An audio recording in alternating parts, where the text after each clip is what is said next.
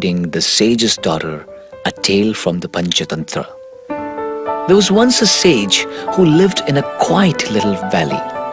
The sage led a decent and a happy life, except that he and his wife didn't have any children. One day, after a long day of prayer in the woods, the sage happened upon a baby mouse left by its mother. He took pity on the little thing and decided to bring it home to his wife to raise as their own child. The spirits and the forest smiled upon the sage for offering his home and heart to the lowly creature, so they turned the mouse into a human girl. The child grew up to become a beautiful woman, and the time came for her to be married. The sage and his wife decided that the sun god would be a good husband for the daughter.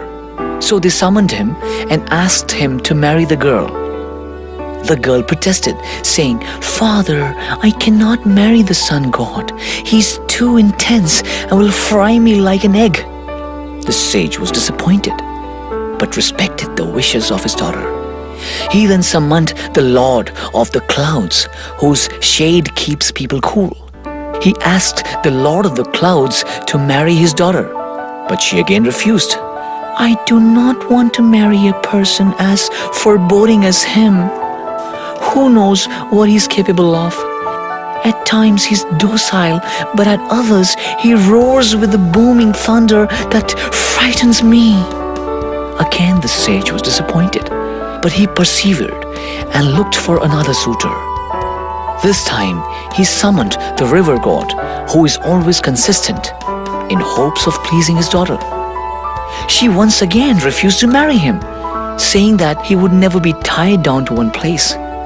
Then he summoned the god of the mountain, who was firm and unmoving.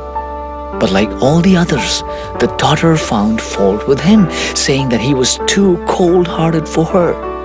Out of ideas, the sage asked the god of mountain who could marry his daughter. The god of the mountain suggested a mouse, which was not too intense, nor frightening, nor tied down, nor cold. The sage asked his daughter if she would be willing to marry a mouse, and she happily accepted. Hearing this, the spirits of the forest turned the girl back into a mouse, and she lived the rest of her life happily with her own kind.